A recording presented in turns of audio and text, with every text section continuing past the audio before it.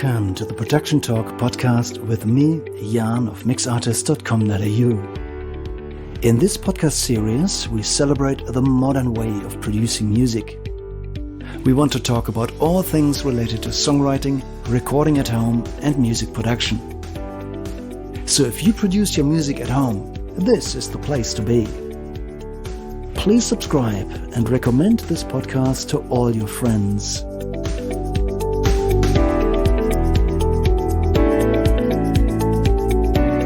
This is the Production Talk podcast, episode 59. Welcome back to another episode of the Production Talk podcast. At the beginning of the episode, as always, I would like to acknowledge the traditional owners and custodians of the country that we are meeting on today, the Arakwal people of the Bundjalung Nation, and I would like to pay my respects to elders past, present, and emerging. With me today is Mr. Peter Hunt of the band KOOII. Welcome on board. How are you today? Yeah, thanks, Jan. I'm good, thanks. Great to have you on board. So it's quite amazing to have you. It's been a while. We have met a couple of years ago, I think halfway through COVID. Was that on a lockdown break or something for a small gig? That's where we crossed paths. Yeah, you came to some time the ago. Somewhat Rescue at that little gig we did up in Federal. And we got rained out. Yeah. Everything we set up, we had to pack down, and then you basically played, well, without any sound reinforcement. Yeah, that's right. Which was quite amazing in a tiny little place with lots of people. In the pottery. Yeah, and I place. remember, and I think my boy made a lot of noise in the background. All right. He was a bit wild. Peter, please tell us about your musical career. How did it all start? How old were you when you realized that you were into music? Like as a path to take? Mm-hmm. Well, I did my first gig. Actually, I think it was the night of the last exam of my science degree. Oh, wow. Yeah. How old were you, approximately? So 3 years out of high school, so I guess 20 or 21, yeah. Okay. And it was a pretty kind of random music kind of gig, but I was just really happy to be welcome to just do what I can do. And what instruments do you play? My voice is the key instrument, the trumpet, guitar. The piano was the first one that drew me in, and then there's the guitar, which is kind of my main songwriting tool at the moment. Yeah. Okay. And with which band did you play your first gig there after finishing your degree? Oh man, I can't. I think we might have called ourselves Matoto, which came from it was a Herbie Hancock album, maybe, or something. Or that's what cool. Herbie's Swahili name was, or something, on this Mwandishi album. Yeah. Man. Is that band still around? The members are, I think. Yeah. Well, definitely one. He did sound for us in Brisbane just a week ago. Yeah. Cool. Okay. And how did you progress from there on? Just break down your musical career for us in a couple of steps. That's going back. 20 something years. Well, so I had planned to take time off studying. There was some kind of vague idea that I would do medicine maybe, but I knew that I was gonna take a year off at least to explore music. One intention was to really tend to the emotional, creative side. I don't know if I kind of talked about it in those terms at that time, but it felt like, I really needed to tend to the feeling within me. And that sort of, my mate who had called me into that first gig, he sort of invited me into this other group that he was in at the time. He was doing like a TAFE music course, and he was jamming a lot with guys from there. And he knew that I played trumpet, and they wanted to muck around with a horn player. So they were doing a recording, and I remember they were keen to get me along, and I wrote some lines for that recording, and that was quite a inspiring thing, feeling my ability to create melody for people's songs, be useful and something that people value. So yeah, that first recording was something exciting. Okay. And look, I think you're most well known to be, the singer of the band KOOII. Can you talk us through how this band came together and, the different records that you released? Yeah, well, I guess what maybe the story was? Maybe 2 or 3 years on from that point we were just talking about, I connected with a group called Promiscuous Chrysalis. They were kind of a mix of acoustic and electro kind of stuff. They dropped the Chrysalis bit when just around the time when I joined the group, and it just became Promiscuous. And Anthony, the singer from that group, Anthony Forrest, who's now who became the singer for Kingfisher, we had an idea that we wanted to just explore a stripped back kind of form of music, just guitars and singing harmonies. So that was really the beginning. I think our first name for the duo was Like a River, and so it was still 2 of us for a while, and we were looking for a house to live in at some stage, and we'd given up the search one Saturday morning and went to the markets in the valley in Brisbane. We're talking Brisbane time, and we were drinking Tooheys New, and we were trying to think of a name for the duo, and I looked at it and I thought, oh, Toohey, it's 2 of us, let's call ourselves Toohey. And that lost its appeal after a couple of minutes, and so, like any great poet, I went through the alphabet to find words that rhymed with Toohey. Somehow I missed C and got to K and came up with KOOII. That's really cool. I had no idea. That's a great story. Yeah. Look, would you mind to just briefly? We have quite a few, international listeners. Would you mind to just break down the meaning of the word KOOII, which is quite an Aussie thing, isn't it? Yeah. Well, it's a word from the original people. To be honest, when I took the name on, I didn't actually kind of think about it. I actually thought it was I'm kind of like a little embarrassed. I think I might have actually thought it was brought over from England, maybe, and somehow over the expanse of the country, it had this magical stretching or something of the word. Because I spoke to some people from England, and they thought they had sort of a use of that kind of word, but maybe then it somehow made its way back.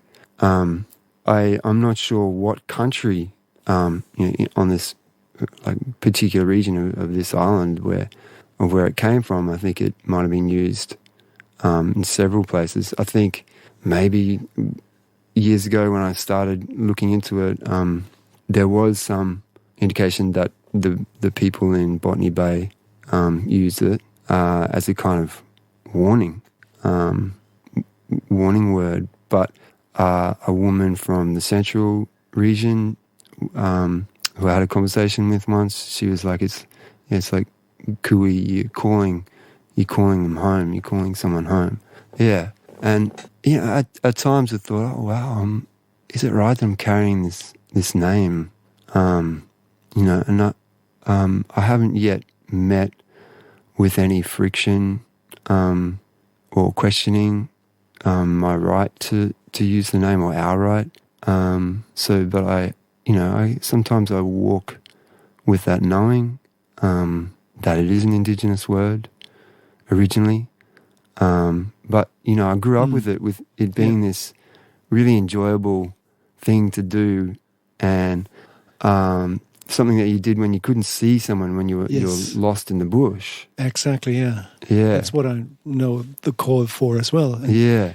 But it's basically a call that people use out in the bush when they, can't see each other anymore, to reconnect. And when you wander, the Australian countryside, then you can sometimes hear people calling in the distance. And I use the same call with my kids when we walk, let's say, the Goongarrie National Park, which is a fantastic place to be. And sometimes when my boy runs too far ahead, He knows when I call KOOII, he has to respond. Uh-huh. And it works. It's just a sound that echoes through the forest and the bushland in a different way, like no other word that I know, which is quite amazing. Yeah, so, yeah.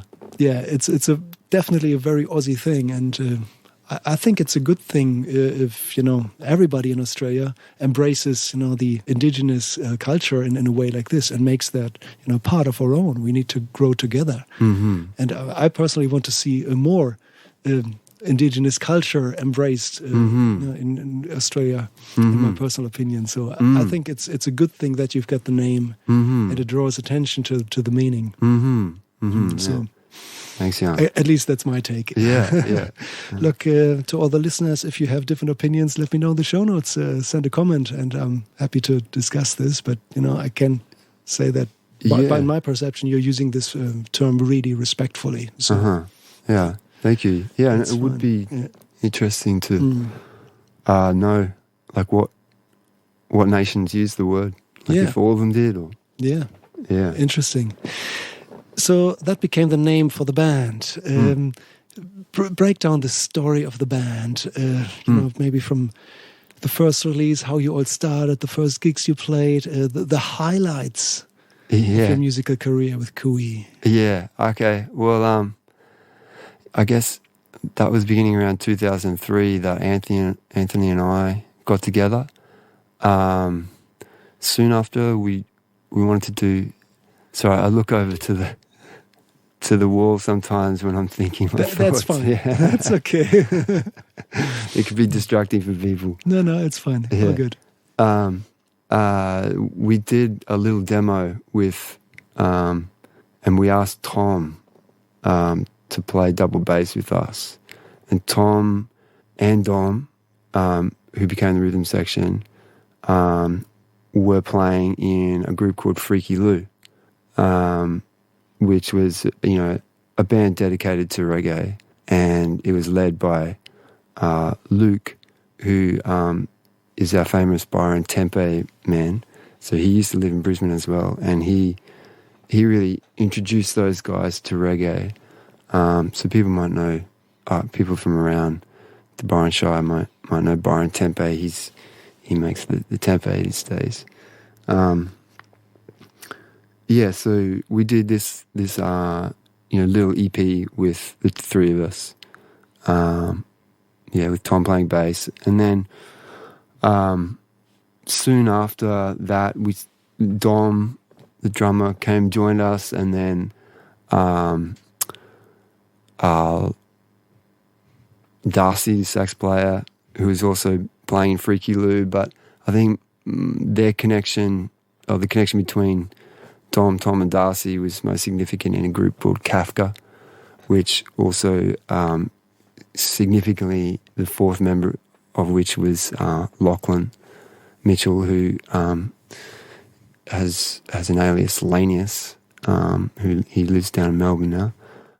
And Locke ended up joining the group as well. I was swapping between playing rhythm guitar and trumpet for a while, but I was actually kind of uncertain in that role. It's kind of go through phases of like, am I falling out of time here? I wasn't confident as a skanker at that time. So we ended up asking our mate from Promiscuous, Andrew Stevens, and or Drew, and he was the rock in the group for a long time, until about 2010. Then we got a different rhythm guitarist, Conan, who was an old mate of the Kafka guys.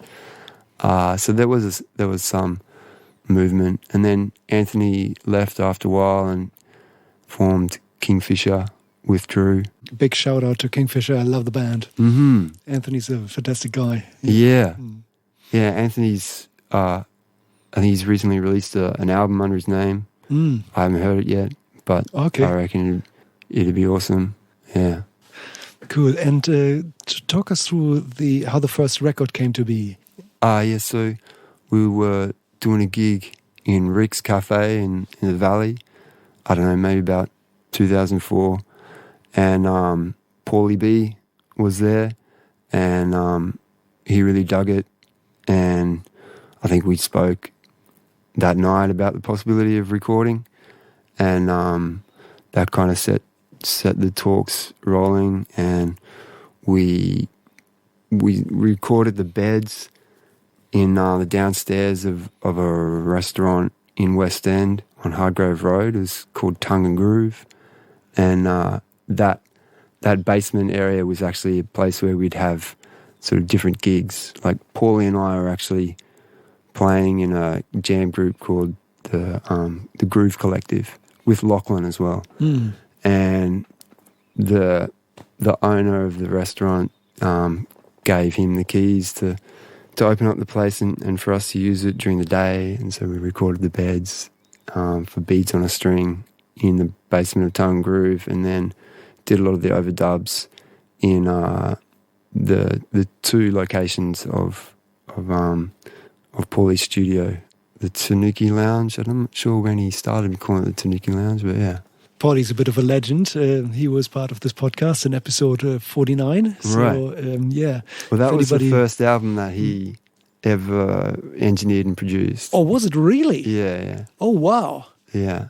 Wow, he's come a long way. He produced so much music, absolute legend. So that was episode 49. If anybody wants to go back and have a listen to that conversation, which was fantastic. Yeah. Yeah, nice. Yeah. Cool. And so did you said the beds were recorded, the music beds in the restaurant?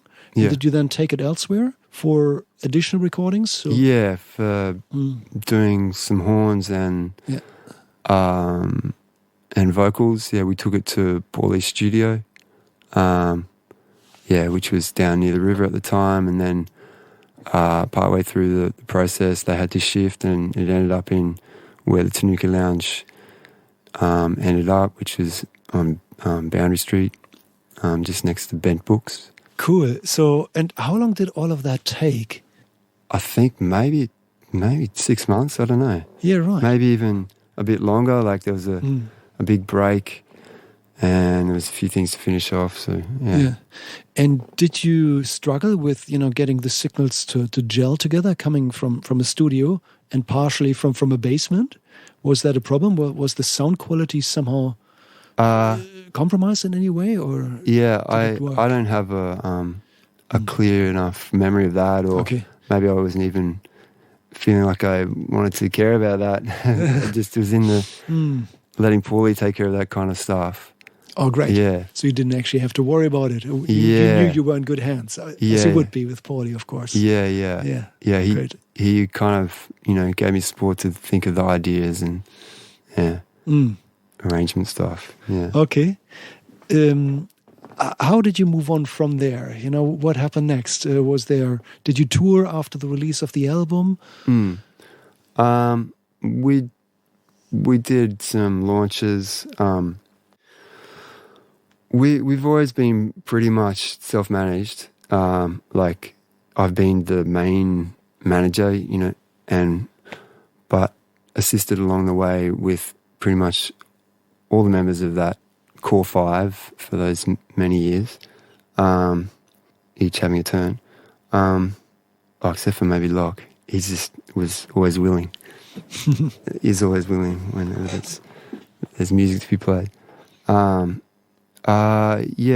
what my point was, we didn't really have a great campaign or plan. I think I put so much energy into bringing music together and just getting together, and we didn't really have a budget so much for marketing and all that. We just did our best. For me, it's a great achievement to get the album out and let it grow in the people that hear it, and let it spread naturally as well as it can. So much has evolved. It took us maybe 5 years until we did the second one. Yeah. And I guess it was kind of the same story for the second one as well. There wasn't a huge marketing campaign or anything. Okay. Was that done again with Paulie? It was, yeah. Yeah, and I think we recorded most of that in the Tanuki Lounge where it settled on Boundary Street. Yeah. And how long did that take? It was maybe, I don't know, 6 months.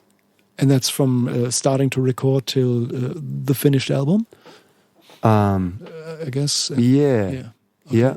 And what's your preferred method of recording? Do you, when you're in the studio, do you like to just record in layers, one after another, or do you like to get your band together? As you said, you recorded the music bed, I guess. Yeah. Some musicians together in the basement. Is that what you did for the second album as well? So we would have recorded a lot of the rhythm section all together, and I was guiding with my vocals. So I don't think any of those guide vocals lasted. Maybe bits of it were in the final mix, but the bass and drums and rhythm guitar were usually kept. Yeah, and Locke's parts as well. Yeah. And I guess that saves time, and it probably helps to develop the groove as well. Yeah. If you have all of them together. Yeah. Yeah. I mean, these days, unless it's something that I really want to take time to construct and arrange musically, I would love to have the abandonment or detachment to record everything live. Yeah. Yeah. Yeah. Unless, as I say, there's kind of artistry in the arrangement that you want to. Please explain why. I'm curious to understand why you like it better that way. Because of the vitality in it, the honesty, the simplicity, yeah, the capturing. Fair points. All of them are really good points. Yeah. And I guess if you figure out that your band works well this way, then why would you want to change a winning system? You just don't want to change it. Yeah. If it really plays to the advantage, of how everybody gels together and it likes to play. Yeah, totally. Yeah, cool. So yeah, and there's a certain level of kind of letting go of your ego and like judgment of the product, of the how you played, which I've battled with, over a long time, like kind of always wanting to do it again, think it's not good enough, which is... That's a big point, isn't it? Yeah. So many people struggle with that, and it's like when musicians come into the studio and hear their take recorded, it's like it's under the microscope, it's magnified, it's super transparent, everything is just really there's no more hiding. And I guess of course that can be uncomfortable. So how do you deal with this? When do you know that the take is right, and how much imperfections can you live with? I mean, sometimes you become less troubled by imperfections over time. Come back to it in a month and it's like, oh, that sounds pretty good actually. I think it's probably a multifaceted thing. Like, one is like just developing your skill and knowing where you're at in your ability to play when you come to press record, kind of really being present with what your ability is in that moment. So you're marrying your skill level with knowing your ability to know where you're at. Some bit of forgiveness and also just opening up to it, opening up to the joy of creating or letting the note be played.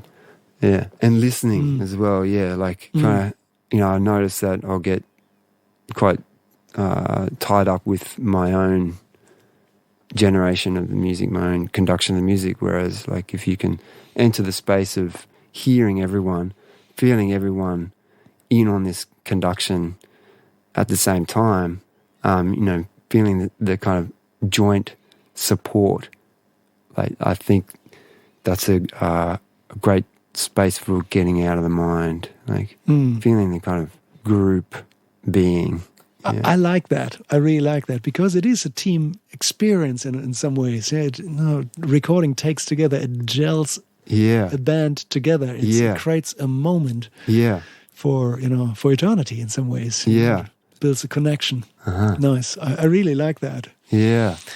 Maybe let's just move on. Because that was a while ago.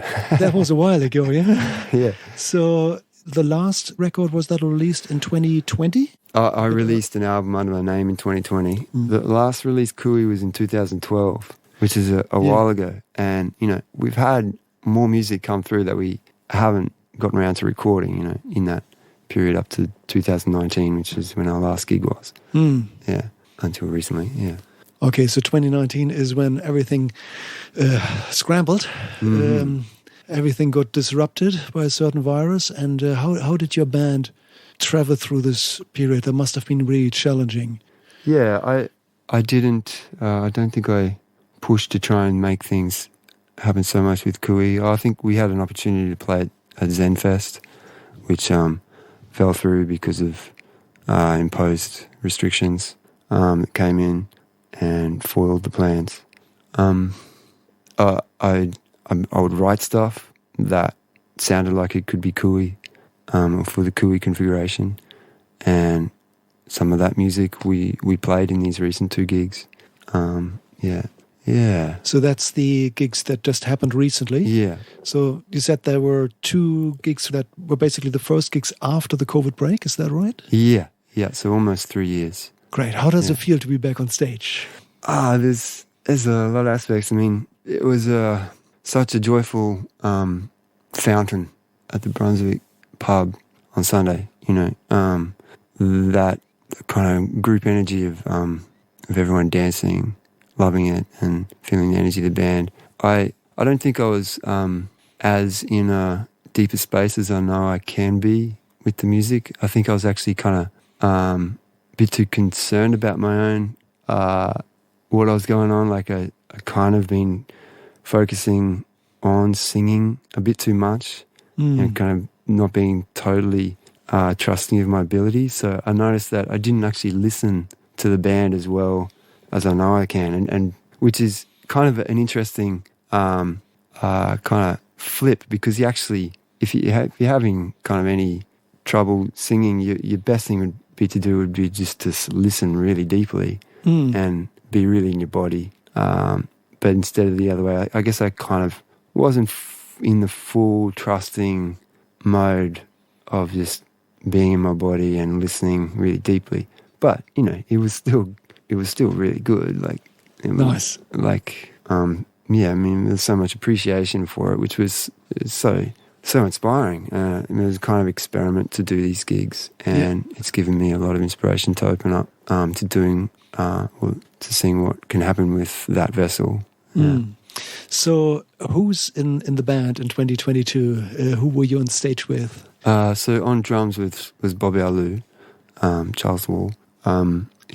And the bass player is Tom Hinchcliffe, who's been there right from that very first trio demo with Anthony.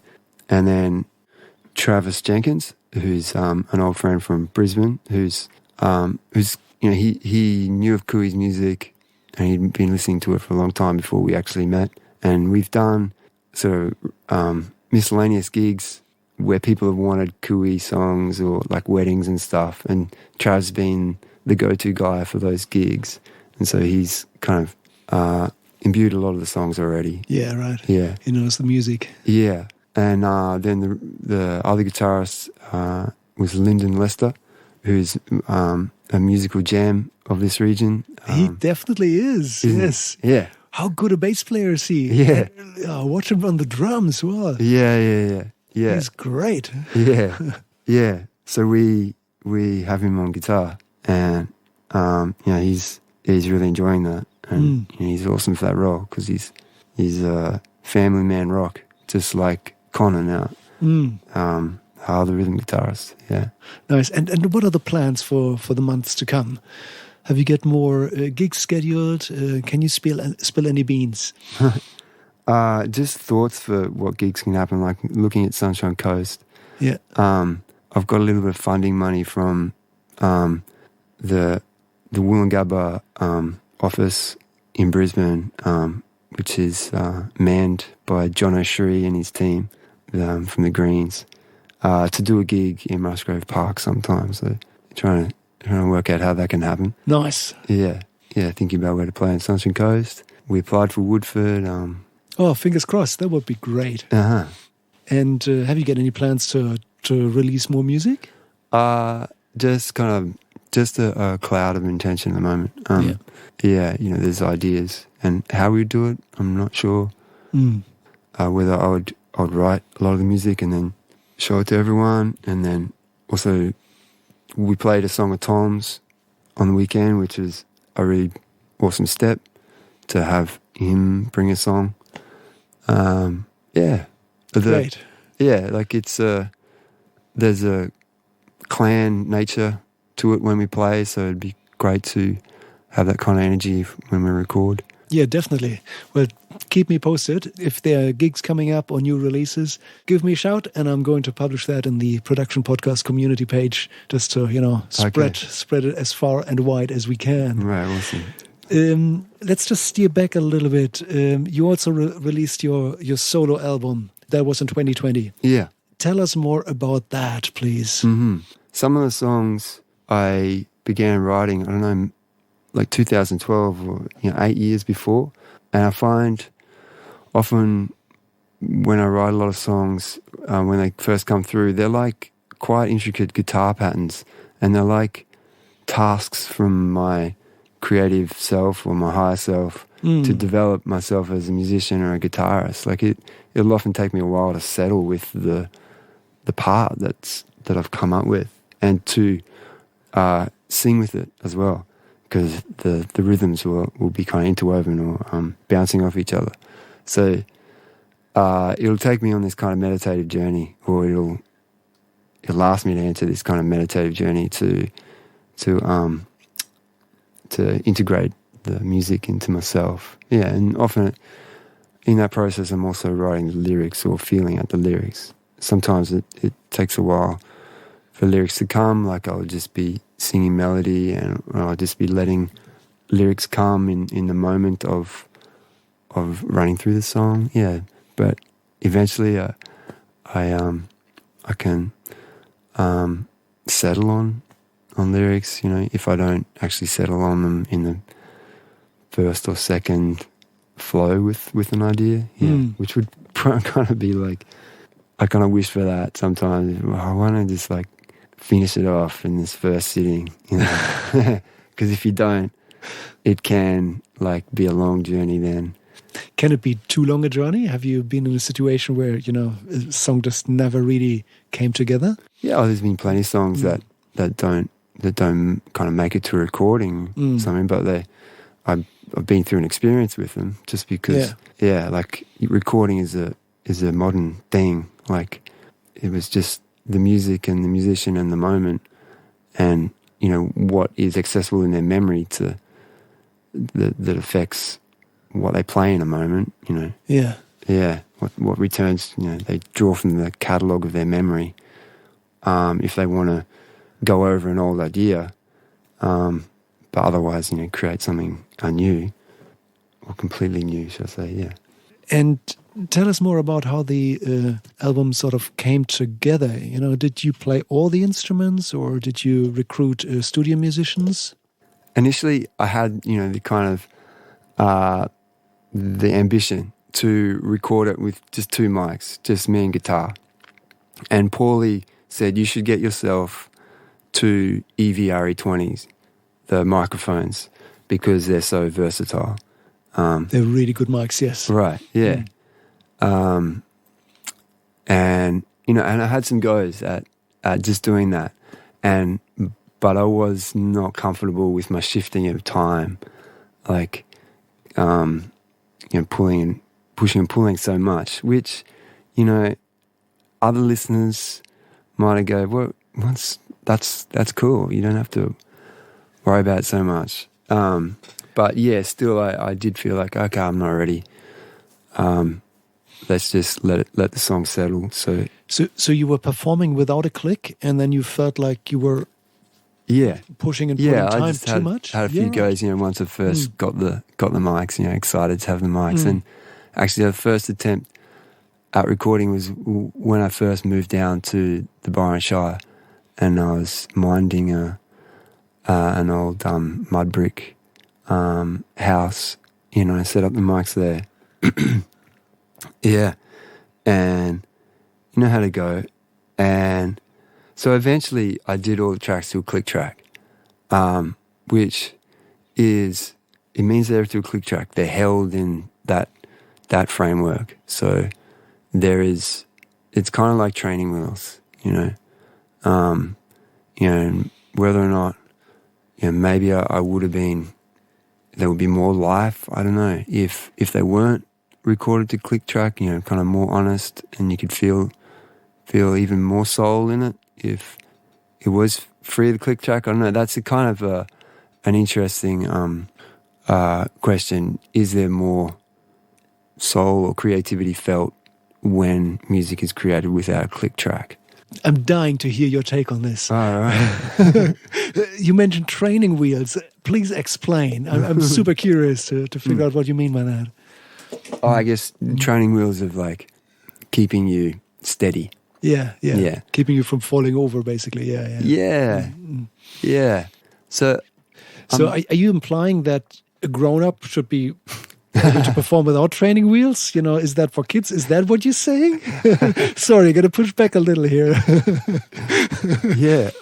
Because, a lot of professional musicians, grown-ups, do perform on a click. So, totally. And I still would as well. Yeah. I do enjoy not using the click sometimes, and I'm enjoying that I'm kind of getting to an ability where I can keep steady enough time. So it's kind of two things. I'm becoming less attached and more forgiving of myself, as well as developing the ability to keep steady time. Yeah. And then there's the question of like, do you really need to keep steady time? Is it actually a musical thing that you want to do, or is it actually better for the music to have ebb and push and pull? Yeah. So it's an interesting question, but I don't know. I wouldn't sort of get on board with saying, "Oh, look, if you want to be a grown-up musician, then you can't play on a click track." And there's kind of functional things about the click, Yeah. Like for arranging and overdubbing and stuff. It's like it's a lot simpler. Often I used a shake track kind of as my click. Instead of a click, just a shaker. Yeah, a shaker. That is a really good thing to do, I reckon. Yeah. Because you connect differently to a shaker than to a click. Oh, totally. Yeah, it's interesting. Like the click is like click, click, click, click. But then the shaker just gives the shape of the wave between those two nodes. Yeah. And, it's just like I've grown in respect for the art of playing shaker, because it just holds the shape of the groove so much. It's so hard to play well. Everybody can shake a little, but a good percussionist can play a shaker like I never could. It's such a simple motion here. Yeah. But it's so not. Yeah. It's fascinating. And the groove that I used for, or the shaker pattern that I used for a lot of all of the 6/8 triplet songs on the album, which is called Vessel, it's kind of derived from what I learned of the shaker pattern that the Shona people in Zimbabwe use for playing with the mbira. So the mbira is like the thumb piano, the kind of very sophisticated kind of thumb piano that they have ceremony with, and accompanying them are these really loud shakers called hosho, and there's a particular triplet pattern that they play with that.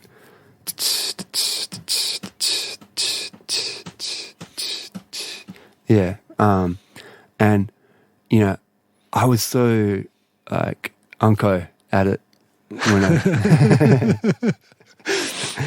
I initially, but by the end of the time, like I went there with my friend Yeshe in 2018, and we stayed with his friend and Imbira master for a month and their family. And, you know, I learned some Imbira as well, but I think my vague intention for going to Africa, you know, in Zimbabwe was the country that we went to, was to immerse in the rhythm. And, you know, so I came back learning, well, with my adaptation of the shaker pattern, and I used that with some big egg shakers, like not the Hosho, because they're so loud. But yeah, some egg shakers like that I really like, that I got from Son of Drum in Mullum. Thanks, Benj. And yeah, and just sort of adapted that for the 6/8 tunes. Nice. Yeah. You know, and after I did all the parts, all the vocals and the guitar, which I did in my cabin when I was living at Paradise One in Kurabel, I then took it to Charles, his place, and he put some percussion on it. And then I took it to Tom in Brisbane, and we went to our friend's studio in West End, Pete Gardner, and recorded the bass there. Yeah, and then when I had all those bits, I gave it to Paulie, and he mixed it, you know, with me on Looking for some of it. So you basically worked with a very similar team. Yeah. On it. Yeah. Yeah. It sounds like you formed, you know, a team with certain people that's just that you always fall back into, where you just know each other really well, your strengths and weaknesses, where you just tap into one another's skills. Yeah. You know, and it's interesting, like Paulie guided me with some very significant advice at the start, and then he was at the end. Yeah. And along the way, I kind of sent him some of the recordings that I was doing, just to check I was on track. And it was really important for me to just record these on my own, because it meant that I didn't feel pressured to get it if I wasn't happy with the take. And part of my intention, like I wasn't meeting that ambition or that goal of doing it purely live without a click track, but I was trying to just get full takes of the guitar. Partly because I like the vibe, and because I don't really like editing so much. That's the time-consuming thing. So I just tried to get takes that I was like, yeah, that's a good take. It's most of it. So there wasn't a whole lot of editing. Good editing, you know, can be really tedious, and I personally don't like these lengthy editing sessions either. That's really soul destroying to, you know, sit there for days and days just to go through editing. Yeah. And it's not necessarily better at the end of it. Yeah. That happened to me more than once, that I, you know, invested a lot of time and then I realized that it wasn't better. Mm-hmm. So I'm fully on board with you, just playing full takes. You know, that's the way to do it. Mm-hmm. Yeah. It's so much more enjoyable. Yeah. Yeah. And if you've got time to, or the freedom to go, it's not ready. That's just a practice run. Yeah. Let's try it tomorrow night. Yeah, exactly. Did you work from home? Yeah, so in my little cabin at Paradise One in Kurabel. And can you just sort of describe roughly what your studio setup would look like? Yeah, so for that, I was just using this kind of mid-range PreSonus interface, and I had the EVRE20, which has a fairly low output, I think you call it. Yes. Yeah. So Paulie had guided me to get a Fethead, which is kind of a phantom powered kind of it's an amplifier basically. Yes. Signal, yeah. And so I just used that on the guitar. I had a guitar that I really love. It's a mahogany one. I was drawn to it because of its color, but it turns out it's a really beautiful guitar, and something it really sings. Like it's steel string, but I finger pick. I got it when I was on tour with Xavier Rudd. Just picked it up from a store in North Carolina or something. And I didn't really check the best place in the room to set up or anything. And I wasn't too fussed about bird sounds coming in. You know, I was kind of happy for that as well. Well, I was happy for that. yeah, I mean, I guess if certain birds, crows would have been kind of hard to handle. But Yeah. yeah.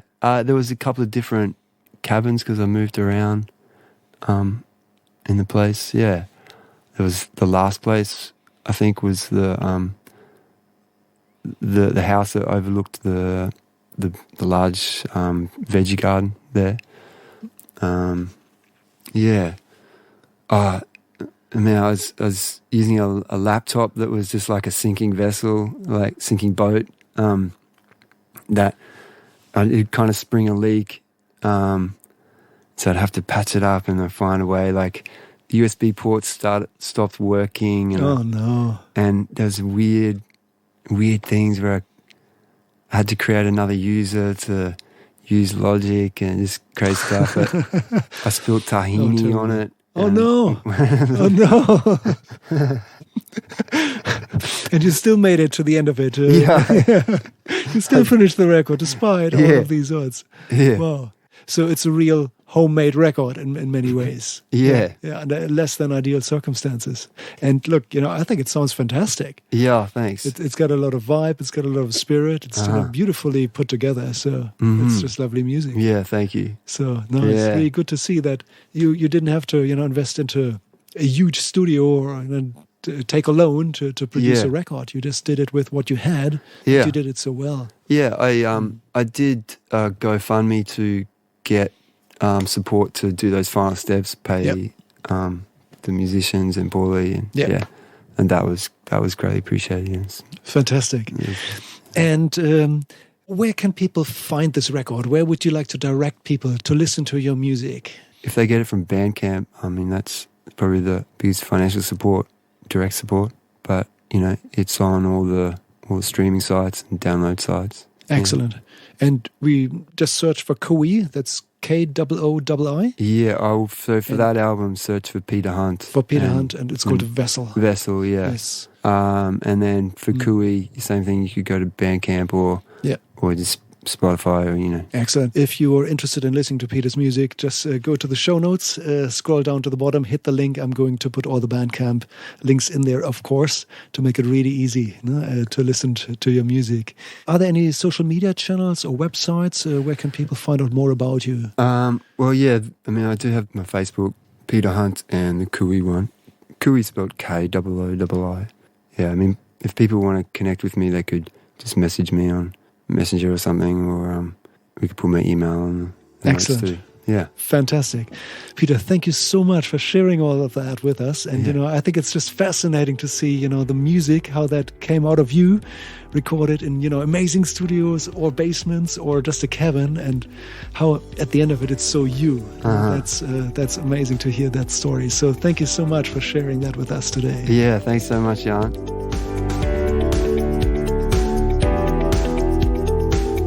Mr. Peter Hunt on the Production Talk podcast. And please go to the show notes and check out Peter Hunt's solo record and, of course, the band KOOII. Amazing music. You definitely want to check this out. And if you want to support Peter and his music, why don't you just buy the record on Bandcamp instead of streaming? We have some amazing new guests coming up over the next couple of weeks. We are going to talk about vinyl production, and we are going to talk to more phenomenal musicians, some of which have just returned from a huge stadium tour in Europe, and one of Australia's most successful musicians of all times. But I won't spill any more beans right now. We'll leave this for later. So make sure you stay tuned to the Production Talk podcast.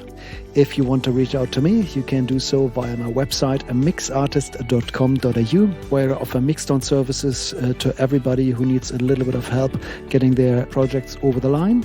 And of course, I've got my recording studio on the East Coast in Australia. If anybody needs recordings done, let me know. Thank you so much for tuning in today. Bye for now.